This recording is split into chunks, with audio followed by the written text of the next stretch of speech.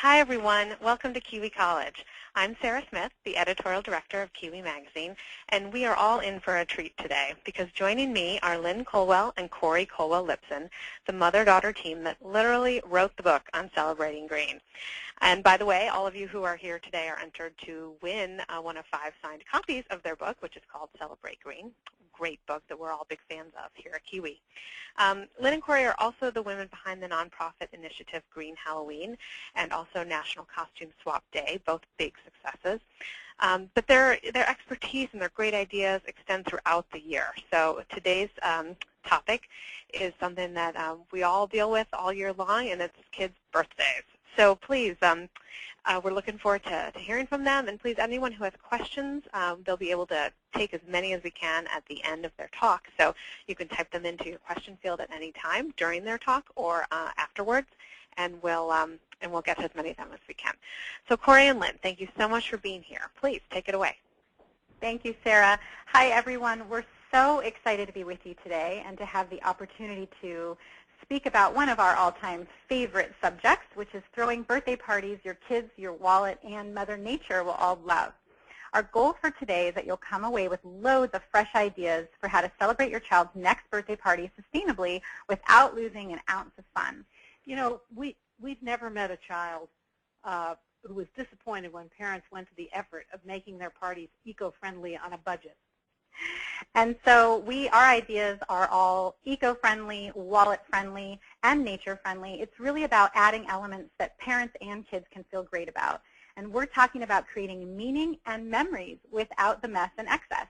But because we know that you all read and follow Kiwi and that you understand the importance of eco-friendlier choices when it comes to birthday parties, we're not going to go into all the whys and background. But I do want to share this one fact. Americans reportedly spend hundreds of millions of dollars a year on children's cards, wrapping paper, and party wear alone. That doesn't include the inflatable bounce houses, the pony rides, the taco bars, and the $50 swag bags. So what we're going to share with you today will help you to throw eco-friendly parties without breaking the bank. And we're going to start with 5 easy steps to pulling off the perfect party. And then we'll deliver ideas around the main aspects of every bash. And we'll end with as many tips as we can fit in before we wrap up by taking your questions. All right, so we're moving on to our first slide here with 5 simple cost-free steps to a frugal, fun, green birthday party. Mom, you want to take the first one? Sure. Well, the basic idea here is that you want to approach the idea of a frugal green party with enthusiasm. You know, if you say to your kid, well, poor us, this year we don't have any money to give a real birthday party, how do you think they're going to react? That is no fun. No, they're not going to think that's fun at all. So the idea is for parents to take the lead and set it up as a fun family challenge.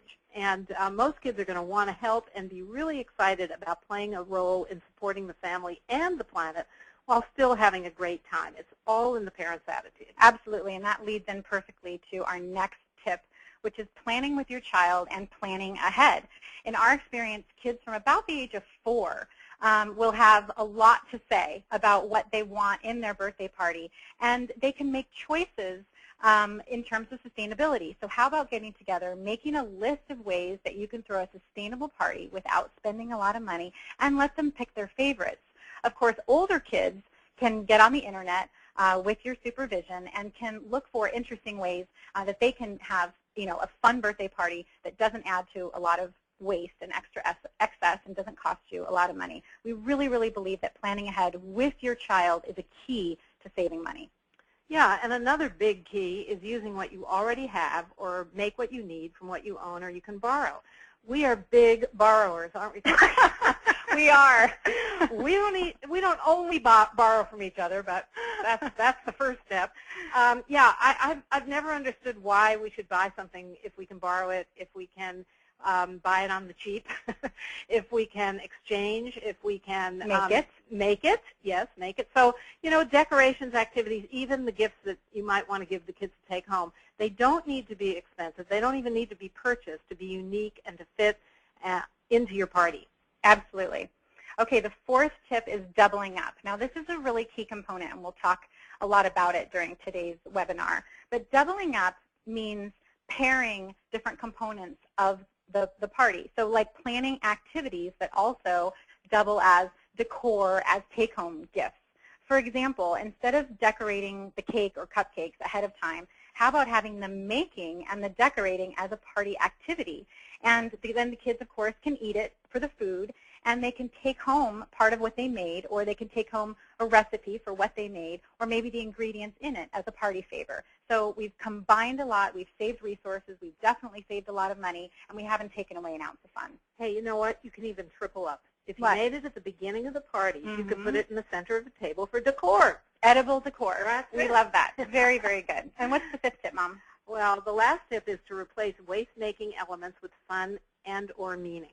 So what we're talking about here is an example of this would be to ask guests to bring their gifts unwrapped. And then, and this is exactly what I do, I don't really wrap many gifts for our grandkids. We hide them, the gifts, not the guests. And don't hide the guests. Well, you could hide the guests, and then it would turn into a whole different type of hide and seek. It could be even more fun. Anyway, you hide the gifts and or the guests when they arrive, and the guests could cheer on the birthday child as he hunts for the treasure. So you're adding, again, you're doing double duty. You're adding this activity, and in addition, you're creating something that, at least in our family, can become a tradition. And that's what we talk about when we're starting to talk about putting meaning into your celebrations. And of course, not wrapping gifts eliminates the cost of having to buy the paper for your for your guests and their families, and eliminates the waste. So and it's fun too. And it's fun. It's a win-win for everyone.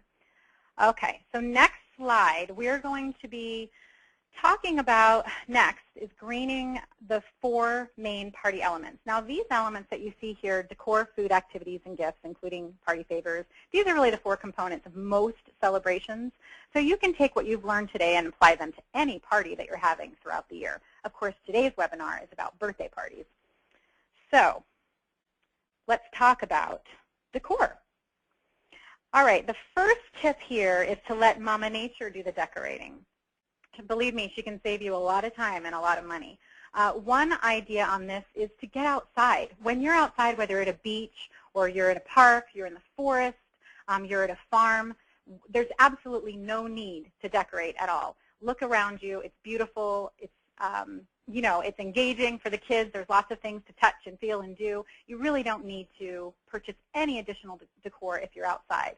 Of course, if it's middle of winter and you're not wanting to have a ice cave building party, you can bring nature indoors. How about having your kids go on a hunt and collect some things that they can bring indoors? If you're using Mother Nature, she can really save you a lot of time and money. Yeah, again, it can be a part of the party activity. The room is there. You send the kids out and have them collect things and then create their own centerpieces. How fun is that? And then at the end of the party, guess what? They can take them back outside. True. Yeah, you can borrow from Mother Nature as well, not just take away from her, right? Yep, so, absolutely. Okay, so our next tip. Next tip is putting the meaning in the greening, and we touched on that before in a general sense. But here's a great idea that Corey did with her older daughter when she was about 7. Instead of buying decor, she emptied the space where the party was going to be in the living room and filled it with framed pictures of Zoe, who was, as I said, turning 7. And the picture started the day she was born and went up to the day before the party. So it was one picture for each year. And then Zoe got to walk around with her guests and talk about each picture, what it was like, what she remembered, but also Corey got to say what she remembered of Zoe at that time. And any child is going to love to be the center of attention. And again, we've got an activity and these beautiful photographs, which ended up to be the decor. I think you put a little flower next to each one. I put a little things, memories of each year, kind of next to the year, picture. Which is really, really fun. And again, that's what we talk about when we're talking about putting the meaning in the greening. That's just one example. The guests loved this idea. The parents that were there were just, they had tears in their eyes. They were laughing. They were totally engaged. So it wasn't just about the party girl, but it was about everybody having a great time. Yeah, it was, and I didn't put any extra money into it. I used frames that I already had and pictures that we already had, and it was really neat. The next tip here under decor is to make it. So this means any element of the party you can pretty much you can make yourself. In terms of decor, there are so many things that you can do with items that you already have around your house. Fabric remnants, paper bags, office paper, your kids' artwork. You can turn these into banners and signs. Even the tablecloth. You can get an old sheet and you can get your stamps and paints out. And again, for an activity, you could have all the guests at the party, all the kids, paint and make the tablecloth, a big happy birthday tablecloth. And maybe you bring it out every single year and it gets added to. And on their 18th birthday, they can take it away with them to college. Turn it into a one of those doorway things that the college kids like to have.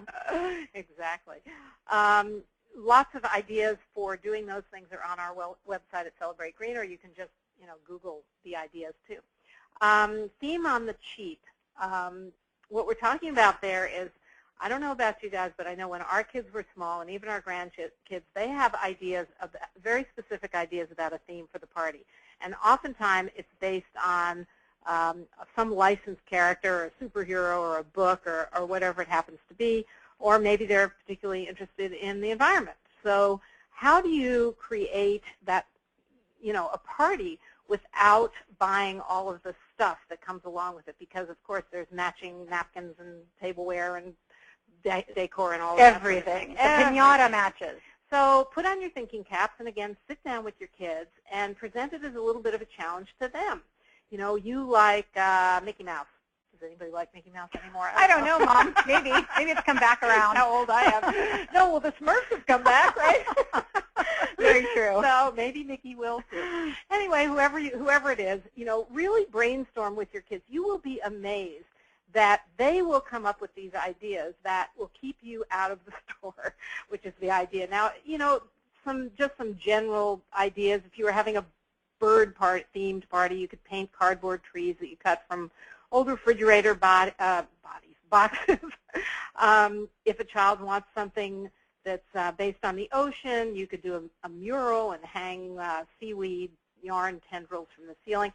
Look at what you have. Sit down with your child and think it through. And I can pretty much guarantee you that you'll have a great themed party without spending a dime. Absolutely. When Finley, who's now almost 7 in a few days, when she was 2, she was adamant that she wanted a purple party. And, it would have been very tempting just to go out to, the big box stores or the party stores and get the purple polka dot tablecloth and napkins and everything. What we did was, she was 2, so, she had no concept of, what other people are doing at, parties and that kind of thing. And we went around the house and we pulled out everything on drawers and from, closets, anything that was purple. And we decorated the party with all things purple. It was so fun. And we had purple foods. We had grapes and grape juice and blueberries and all kinds of things. She still talks about that purple party. And a lot of fun. And so do we. Absolutely. Okay, tableware, real quick. So tableware, we know that Kiwi's readers and fans are eco-savvy. So we know that most of you are familiar with the compostable, plates and tableware and that kind of thing. And these are great. We're big fans of these products. But this webinar is about saving money and not having to go out and buy things. So our number one tip for tableware is to use the real stuff. Use the real deal. Use what you have. Borrow from a friend. Again, there's the borrow. Swap, trade for something. Or you can actually go to a thrift shop. We've done this many, many times when we need, something for a party. And guaranteed within 10 minutes you can walk out with a variety of colors and tableware that will be perfect for your party. You won't have to worry about the kids breaking it if you haven't spent more than a few dollars on it. What you could do is keep the tableware that you purchase for your kids' parties in sort of a kit that you use for your kids' birthday parties every single year. It's your reusable, birthday party pack. Even better, share it with your friends. That's right. They don't have to buy anything either. You can start a tableware library. You totally could. People can just borrow it when they need it. Yeah, there's a town right near us, Vashon Island, Washington. The town has this reusable party pack that goes around. You can also do this in your school. Napkins, if you get a pair of pinking shears, go to a thrift shop, find some tablecloths, cut them into squares, and you can reuse these over and over and over again without, extra money spent and anything going into a trash can. Go to our next slide here. One of our favorites, food. Food. All right, so we have healthy and organic as our #1 tip here, and I'm quite certain that everyone with us today is familiar with all the reasons why healthier choices for kids and why organic is better for people and planet. So we won't go into that here. Since this webinar is about saving money while celebrating green, we wanted to talk just real briefly about the Clean 15. Many of you might be familiar with the Dirty Dozen. These are the 12 foods that have the most pesticide residue. There's also a list called the Clean 15. So the Environmental Working Group puts this out. This is the 2011 list that you see here. And if you feel that you can't afford or you don't want to buy organic in all that you're serving at your party, these would be some of the best choices because these have shown to have the least pesticide residue. So some of these that would be good for kids' parties would be pineapples, sweet peas, kiwi, watermelon. These would be good choices to buy conventionally. You'll save a little bit of money there. And speaking of eating, I think this is one of the best hints that we're going to give today, and that is to skip the meal altogether. In other words, we're going to actually combine the second, third, fourth hints together here, kind of. But if you start with skipping the meal, plan a party between mealtime so you don't feel obligated to feed everybody. This is certainly the way it was done when Corey was a kid. I think every party that I can remember, we simply had ice cream and cake. And guess what? She grew up just fine. And have very good memories about birthdays. So we don't have to feel this pressure that we have to feed everybody. And I think the big problem with doing a whole meal is that kids don't eat everything anyway. Right. And so they fill up their plates and half the food gets tossed. So going old school means go back to the idea of just ice cream and cake or very simple foods, which leads us to the next one, do eat with your fingers. Finger food is great for kids' parties. So if you are going to feed them more than ice cream and cake, choose some simple foods that they can eat without a plate because then they won't be tempted to fill it all up and then only eat part of it. You know, so many times I hear moms say, now don't take more than you're going to eat. But they're kids. They're going to. You know, they're just going to. So if you feed finger foods, they'll take a couple, put it on their napkin maybe, and be happy, go off, eat it, and it's done. So some ideas for that, in addition to what Corey mentioned with the Clean 15, are cheese and crackers, carrot sticks, raisins, peanut butter and jelly sandwiches, hummus and corn chips, cupcakes and cookies, grapes and apple slices, any fruit that you've got in season. Yeah, absolutely. And we talked earlier about combining, and we touched on this before. We'll just reiterate it here again. Combining food with an activity is such a great way to go. You can do this with, by having a baking party, a pizza party. You can do a, potato bar, anything that you want to do. Another idea is having your party at the farm in the summer, and kids can pick and eat and take home what they've just harvested. Love that idea. Okay, the next element, activities.